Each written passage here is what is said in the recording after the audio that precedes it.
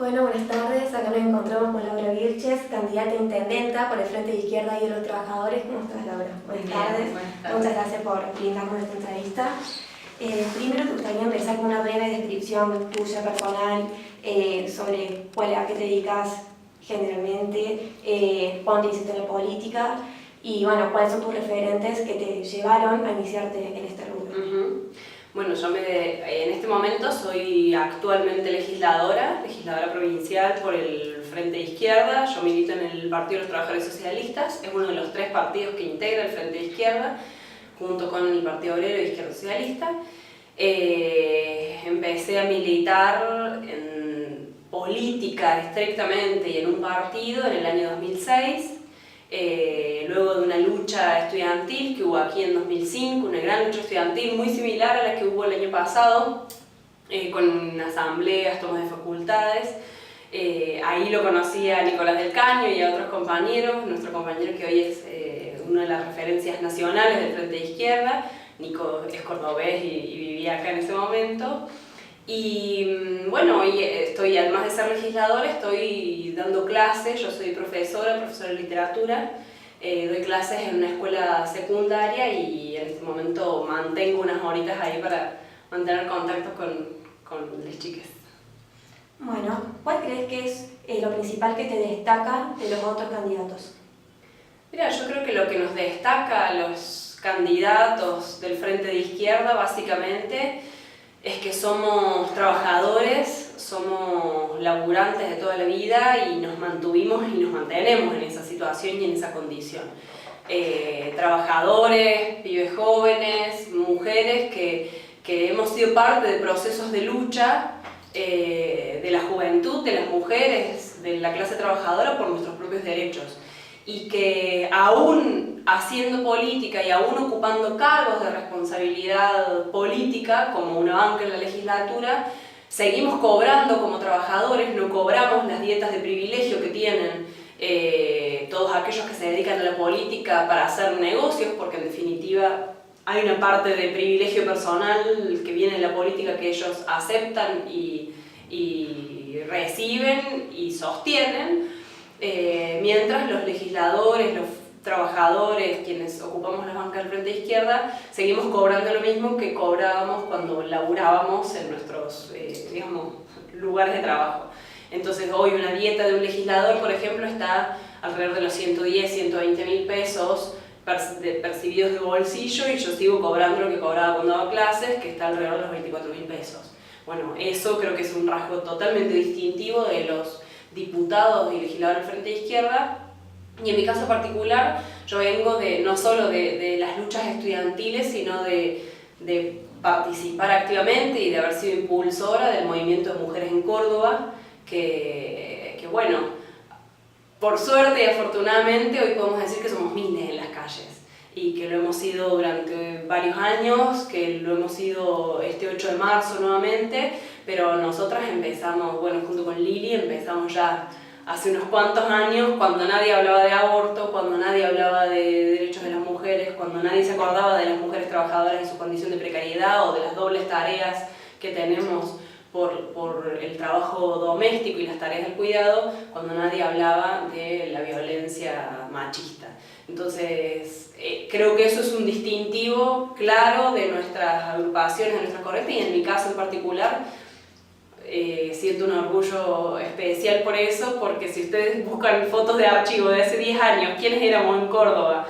Las que peleamos por los derechos de las mujeres, van a encontrar 4, 5, 100 como mucho movilizadas y movilizadas, y bueno, tenemos el orgullo de haber impulsado y que eso haya tenido sus frutos.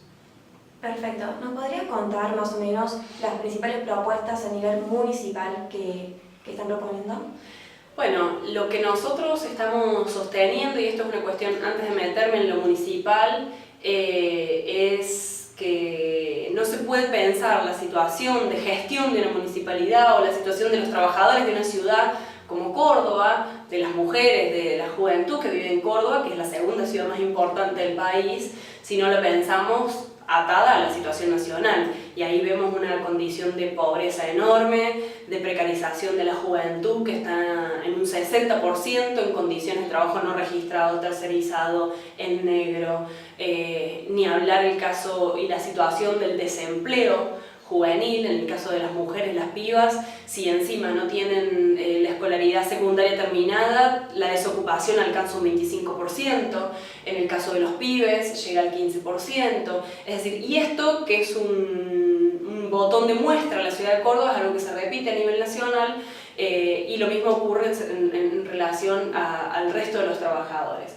Por lo cual, los planes que han venido llevado adelante tanto el gobierno nacional con Mestre, que es la actual gestión, un integrante de la Alianza Nacional Cambiemos, así como Schiaretti en la provincia, que tiene responsabilidad sobre esta gran ciudad, que es la segunda ciudad más importante del país, no son planes que nosotros podamos dejar pasar de largo, y son planes de ajuste que de la mano del FMI han venido implementando. En el caso del resto de los candidatos, como Yar Llora, ha sido uno de los que sus primeras acciones, apenas salió elegido diputado, digo como un candidato que es del sector de Schiaretti, votó el recorte de los jubilados. Entonces la situación de la juventud, la situación de los jubilados, la situación de las mujeres es parte de una situación nacional de degradación enorme de las condiciones de vida por la vía de los tarifazos, por la vía de la inflación, por la vía de los topes salariales, y cuentan con el aval de las conducciones sindicales que hasta ahora no han movido un dedo para evitar que esta situación se asiente. Entonces, pensar los problemas de un municipio, pensar los problemas de la población que vive en esos municipios, pensar que el 36% de la población cordobesa es pobre, implica pensar cómo resolvemos esas problemáticas. Y ahí es donde entran las propuestas que nosotros tenemos como Frente de Izquierda, tanto para la municipalidad como para la provincia, pero en este caso particular, de atacar los grandes negociados de los empresarios a quienes van enormes sumas de dinero que no están siendo destinadas para educación, para vivienda, para salud de la población cordobesa.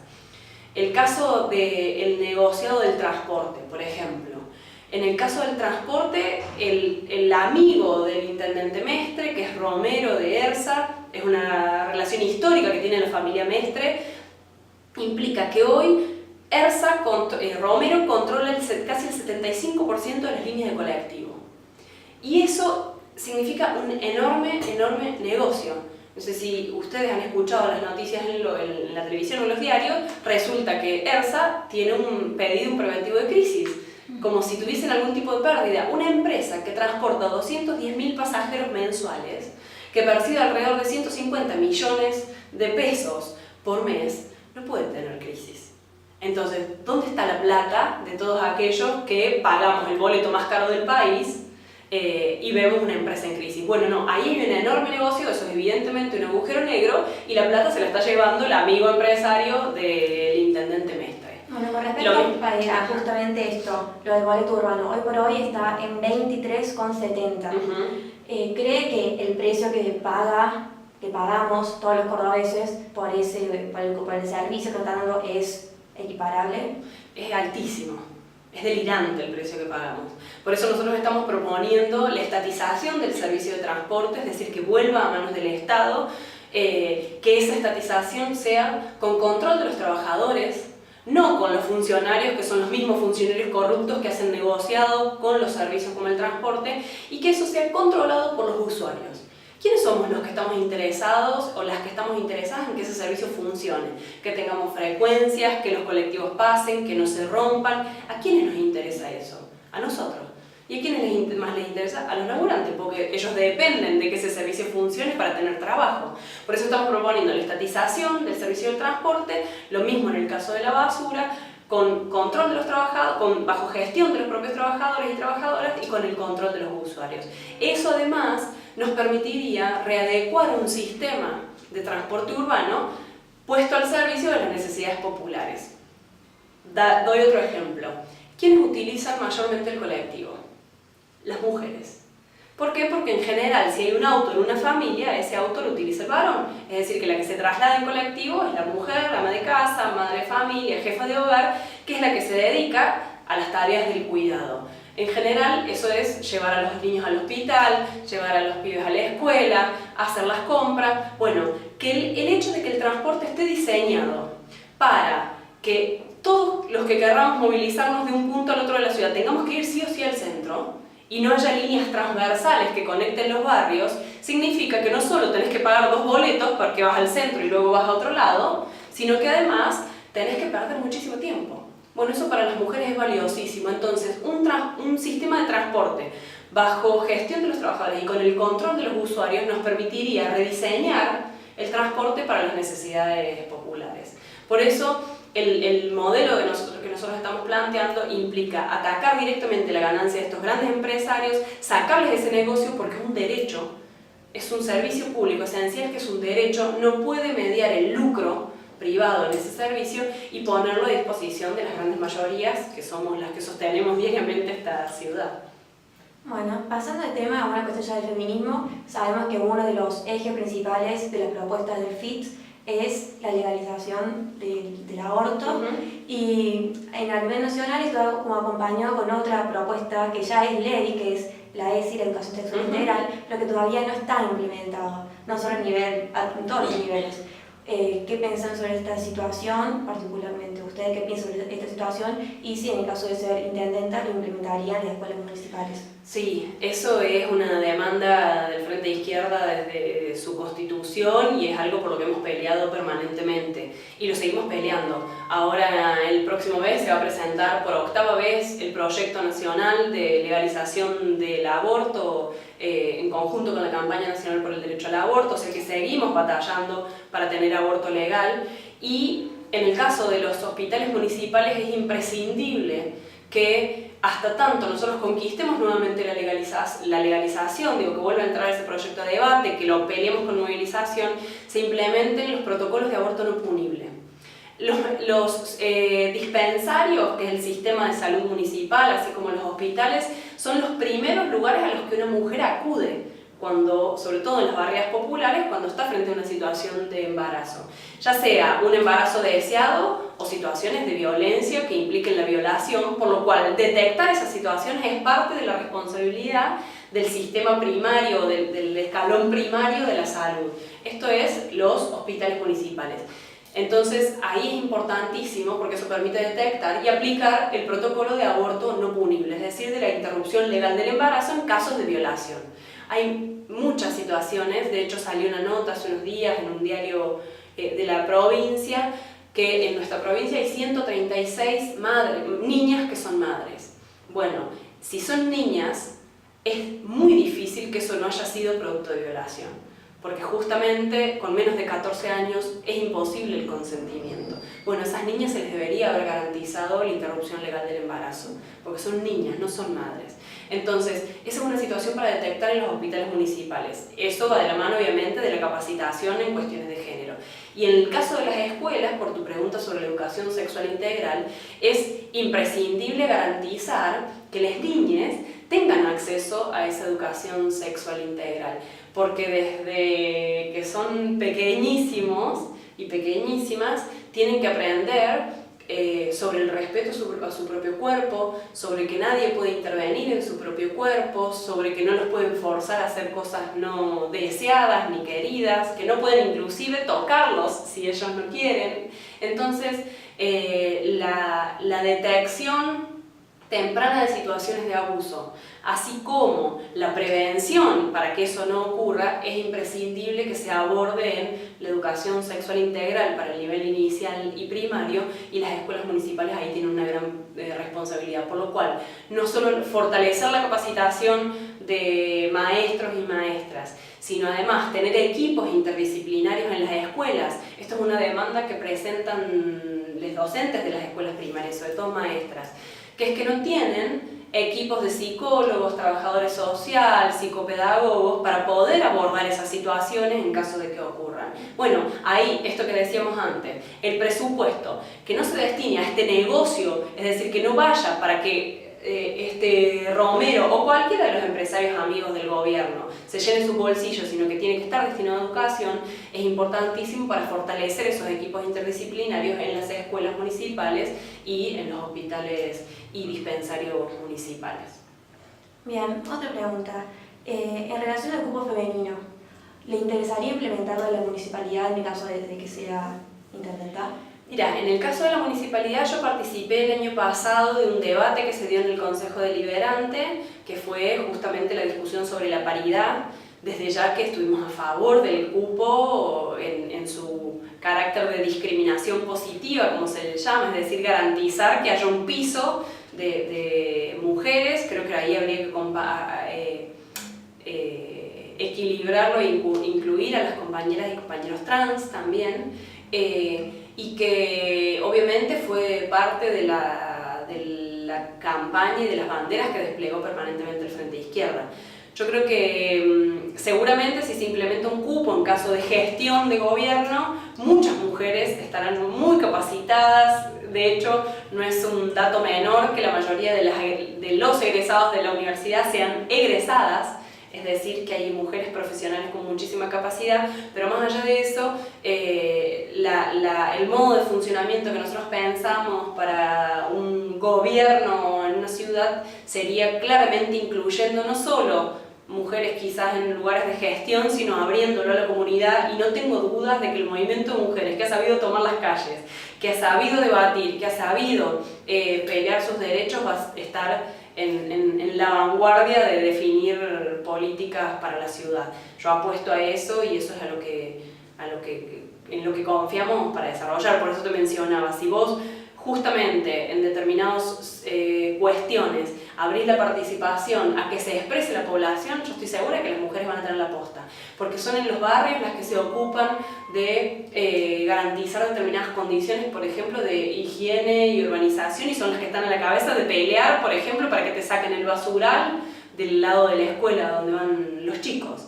Las mujeres tienen una participación enorme, a pesar de que no esté visibilizada, en los lugares de trabajo, en los lugares de estudio y en las barriadas populares también, y a ellas apostamos porque son las que saben mejor que nadie, junto a los laburantes, cómo hay que hacer y construir y poner en pie una ciudad para que la podamos disfrutar todos los que ponemos el lomo todos los días y no los parásitos que se llenan los bolsillos a nuestra costa, ¿no?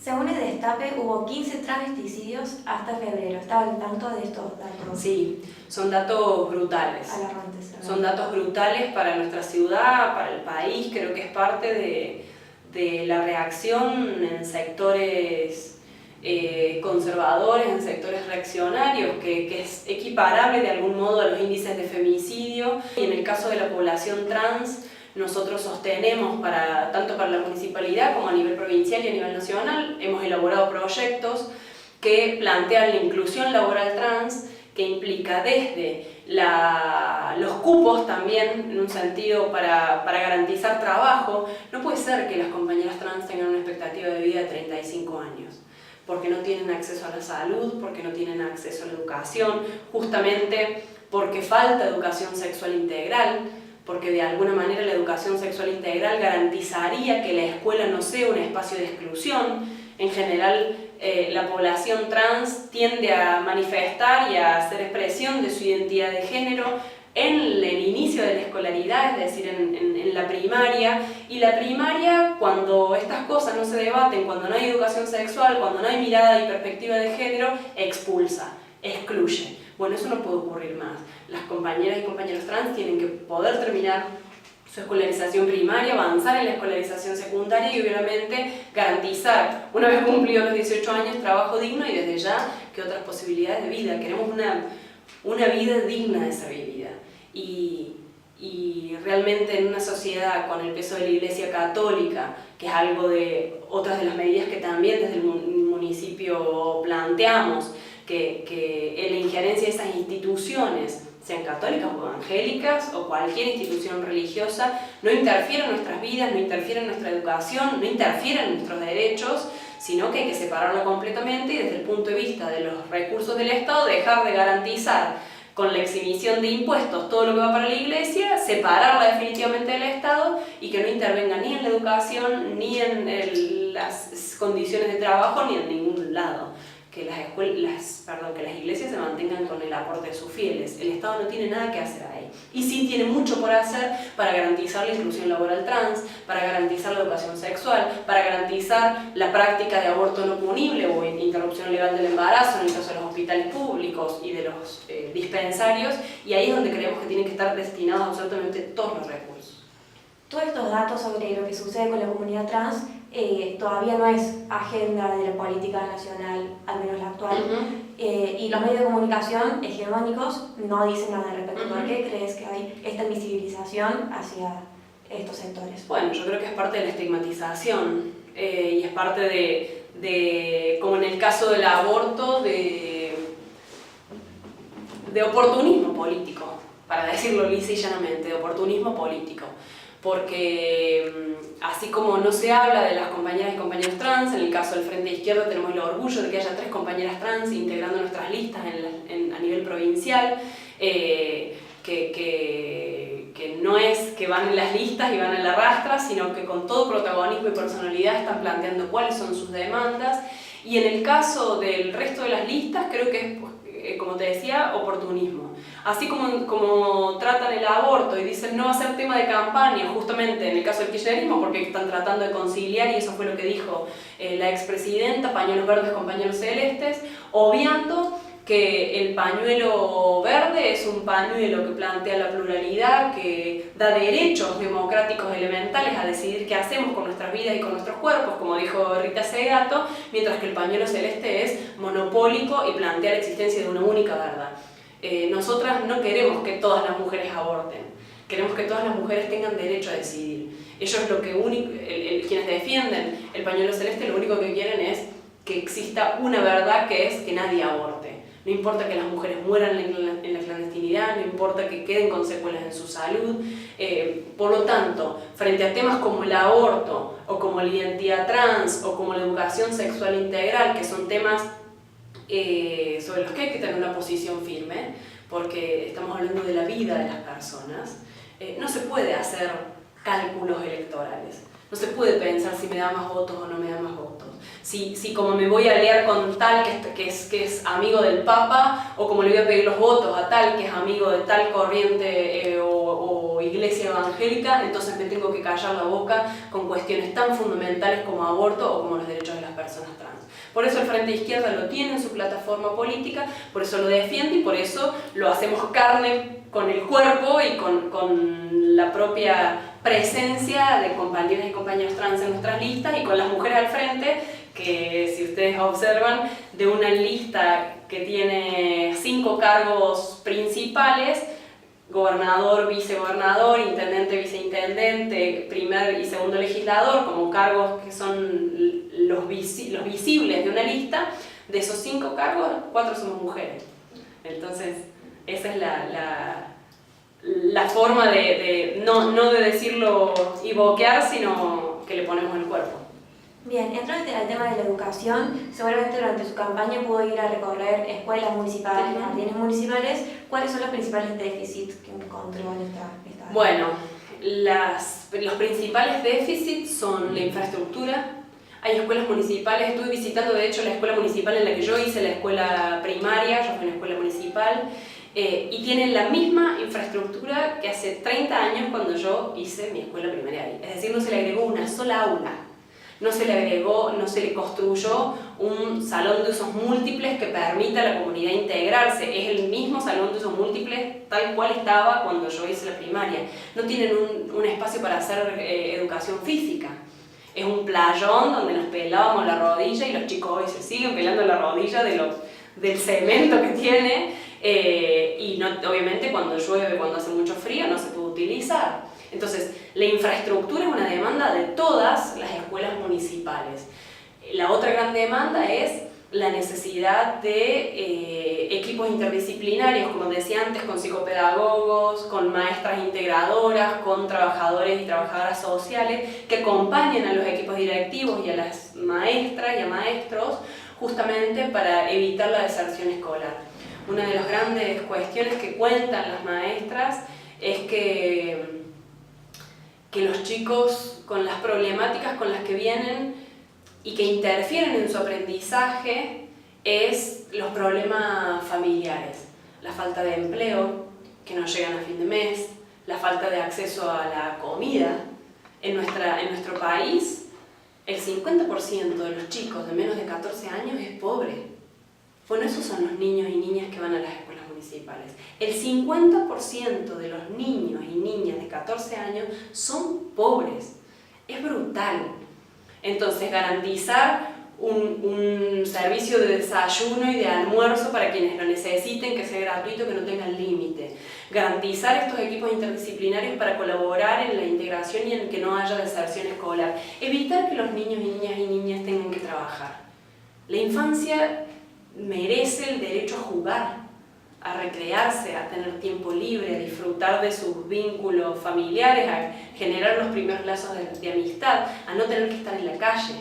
Bueno, los recursos destinados a este tipo de problemáticas tienen que ser recursos vinculados a las escuelas, al hospital, a centros para hacer deporte, a que existan centros culturales donde las niñas puedan, desde que tienen 2 años, 3 años, y empiezan a desplegar sus capacidades manuales, motrices, a dedicarse a la plástica, a la pintura, a la música. ¿Por qué vamos a negar esos derechos que sí tienen los hijos y las hijas de las familias ricas de nuestra provincia? Ahora, como decía antes, son problemáticas a las que no solo hay que responder desde la municipalidad, sino a nivel provincial y a nivel nacional, y por eso el Frente de Izquierda en todos los niveles de elecciones se está presentando, porque nos quieren hacer pagar una crisis en la que no tenemos nada que ver. Las mayorías populares, la clase trabajadora, no tienen nada que ver. No generamos la crisis esta que significa que el 100% de todo lo que produce nuestro país vaya directo a pagar el monto de la deuda externa contraída para que después todo se lo fuguen los grandes banqueros, para que los empresarios sigan haciendo ganancias a costa del hambre del pueblo trabajador. Por lo cual es una salida de fondo la que está planteando el Frente de Izquierda. Y es acumular esa fuerza social de la juventud, de las mujeres, de los trabajadores y las trabajadoras, justamente para derribar ese plan de ajuste del FMI, de Macri y de los gobernadores, y pelear por la perspectiva de un gobierno de los trabajadores que ponga todos los recursos y las riquezas naturales al servicio de garantizar las necesidades más básicas de la población. Educación, vivienda, salud, que no salgas a la calle y te encuentres con un basural a cielo abierto, como ocurre en 120 lugares de nuestra ciudad, que tengas luz, que tengas cloaca. El 60% de las casas de la ciudad de Córdoba no tienen cloaca. Mientras tanto vemos torres de lujo que se construyen en las zonas ricas de la ciudad, barrios privados que crecen, grandes mega obras que cuestan fortunas para los estados provincial y municipal y a nivel nacional también. ¿Y quiénes son los que se llenan siempre los bolsillos? Los amigos de los gobiernos de turno. Bueno, basta de esa situación. Nosotros no queremos más y no tenemos por qué soportarla. Entonces, a lo que estamos apelando es a que la población exprese por una vía, a través del voto, en estas elecciones, acompañando al Frente de Izquierda, pero sobre todo que nos empecemos a organizar, porque si no nos van a hacer pagar los platos rotos de esta crisis. Y no tenemos por qué soportar este sistema injusto que nos condena a la miseria, al hambre, a la explotación, a la opresión, a morir por ser trans o morir por ser mujer y pobre si querés decidir interrumpir un embarazo. Esa es la perspectiva que pelea el Frente de Izquierda y ese es el debate que estamos haciendo y sobre todo para sumar voluntades porque estos planes hay que derrotarlos. ¿Son ellos o somos nosotros?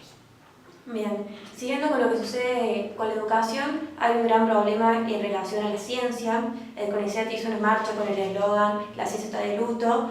Bueno, ¿qué pensás sobre esta situación en donde se hacen recortes al sector no solo de la educación, sino también de la ciencia, que se supone que es una herramienta que haría que el país, no sé, se desarrollara mucho más, y sin embargo hoy por hoy no es una prioridad?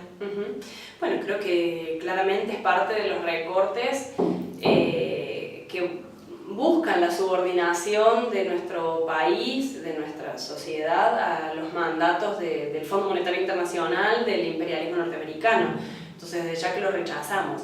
Y también creemos que esa ciencia y que esas investigaciones tienen que ser puestas al servicio de mejorar las condiciones de vida de las grandes mayorías. Porque tampoco queremos, no sé, investigadores que desarrollen una gran tecnología para que después una empresa se haga de ese recurso intelectual, de esa investigación y de los resultados de esa investigación para hacer negocios.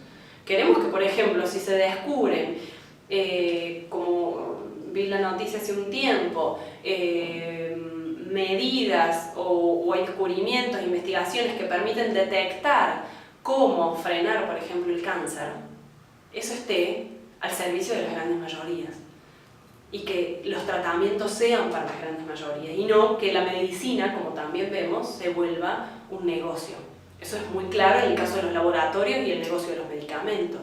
Bueno, la ciencia, obviamente con todos los recursos disponibles, puesta al servicio de mejorar las condiciones de las mayorías populares. La ciencia, por ejemplo, podría colaborar, en el caso del diseño, de la arquitectura, del urbanismo, a planificar una ciudad donde los recursos más elementales estén satisfechos para esos sectores. Bien. ¿Cuáles serían sus principales críticas al gobierno de Mestre? Todas. Creo que es uno de los gobiernos más antipopulares que tuvo la ciudad. El ataque que hizo sobre los trabajadores del transporte hace 2 años, si no me equivoco, 2 años ya, demuestra su carácter antiobrero. Es decir, su carácter contrario a las mayorías trabajadoras de esta ciudad. Los trabajadores del transporte son un sector que tiene muchísimo poder de fuego, por eso su huelga fue importante y afectó un servicio elemental, pero el modo en que el intendente Mestre atacó a esos trabajadores, desconociendo sus reclamos, porque el reclamo era por salario para que se les respete su convenio. Pero nosotros participamos de esa huelga y, por ejemplo, las trabajadoras del trole te contaban que la mayoría de ellas había sufrido extirpación de útero y problemas con su sistema genital que les impedía, por ejemplo, ser madres, porque los coches de la TAMSE no estaban, ¿cómo se dice? No estaban preparados sus asientos para evitar el golpe permanente de manejar durante más de 6 horas en la ciudad, con los baches que tiene, con los problemas que implican las calles hechas bolsa en nuestra ciudad. O sea, la mayoría de ellas había perdido el útero. Y ahí tiene una responsabilidad directa el servicio de transporte que dirige Mestre. Entonces, esa situación o otro hecho, como por ejemplo que los laburantes de la UTA no había jubilados, porque cuando se jubilaban se morían de cáncer, se morían de alguna enfermedad grave, porque las condiciones de trabajo son brutales. Los trabajadores del transporte trabajan con una presión enorme porque llevan vidas, transportan más de, no sé, miles de personas diariamente. Eso es un estrés permanente que sobrecarga la salud de los trabajadores y encima, en ese momento los atacaban. Bueno, hubo un montón de fallecimientos luego de aquella huelga y del ataque que sufrieron los trabajadores del transporte. Y no son ellos los responsables del boleto caro. El responsable es Mestre y los negociados de sus amigos, no los trabajadores. El sueldo de los trabajadores significa un porcentaje menor del costo del boleto. Entonces, si las calles están rotas, el boleto sube, el transporte está como está, las escuelas también, entonces, ¿esa plata dónde está? Y esa es la plata que se lleva Mestre y los amigos de Mestre. Los desarrollistas urbanos como Edisur, Euromayor, como Gama, que además tienen juicios por fraude y por sus negociados. Esos son los responsables. Son los responsables los dueños de ERSA, Romero, que son los que se han llevado todo ese dinero. Son los responsables los que tienen privatizado la recolección de residuos. La ciudad paga 200 millones de pesos más desde 2011, producto de la tercerización, de la privatización del servicio. Y el servicio de recolección de residuos no mejoró. A las empresas del transporte se les pagan 60 millones de pesos por mes como subsidio para los combustibles. Y sin embargo el boleto sigue aumentando, es decir, que siempre los que perdemos somos nosotros y siempre los que se llenan los bolsillos son ellos. Por eso la gestión de Mestre, como lo mismo a nivel provincial es Schiaretti, o a nivel nacional Macri, o antes fue Cristina, gobiernan para esos intereses. Bueno, nosotros estamos proponiendo otra realidad, hay que transformarlo todo y poner los recursos de la provincia, de la nación o de la municipalidad al servicio de las mayorías populares, que somos las que todos los días nos levantamos, nos calzamos la ropa, vamos a laburar a las 6 de la mañana, a las 7 de la mañana, estamos hasta las 2 de la tarde, 4 de la tarde, o con suerte, ¿no? Porque la mayoría trabaja hasta las 6, 7 de la tarde, con jornadas de 10, 12 horas, y después somos los que resulta que tenemos que pagar carísimo los alimentos y las cuestiones más básicas, pagando el IVA, por ejemplo, que es el 21%, que como se sabe, golpea sobre los alimentos y los productos del consumo más básico. Mientras tanto, vos tenés a Gama, a Euromayor, a los servicios de recolección tercerizados con exhibiciones impositivas. Y los que laburamos y compramos un kilo de pan o un sachet de leche pagamos el 21% de impuestos. Entonces, eso es lo que hay que transformar de raíz. Buenísimo. Y por último, ¿qué mensaje le dejarías a los jóvenes? Yo creo que el mensaje a la juventud es que no tenemos por qué aceptar esta realidad. No tenemos por qué aceptarla, realmente. Es completamente injusta. No podemos que cada 10, quizás son jóvenes, no conocen, pero cada 10, 20 años la historia se repita, los ricos se hacen cada vez más ricos y nosotros estamos cada vez más pobres. Por eso yo confío muchísimo en la juventud, que ha sido parte de este movimiento enorme que es la Marea Verde, el movimiento de mujeres, que pelea por los derechos del colectivo trans, que pelea, inclusive piensa otra perspectiva para el ambiente. ¿Cómo puede ser que haya tal nivel de degradación del ambiente con la eliminación de la flora, la fauna, como lo hemos visto en nuestra provincia con el caso del desmonte del bosque nativo? Creo que el trato con los animales, inclusive, que implica otro trato de seres humanos y por lo tanto otro trato con la naturaleza. Bueno, yo apuesto a que una juventud consciente de eso se ponga la tarea a los hombros de transformar la realidad, y allí contarán con el Frente de Izquierda y con nosotros que hemos caminado un par de pasos antes y poder confluir y compartir experiencias de organización y de lucha, que es la única que queda.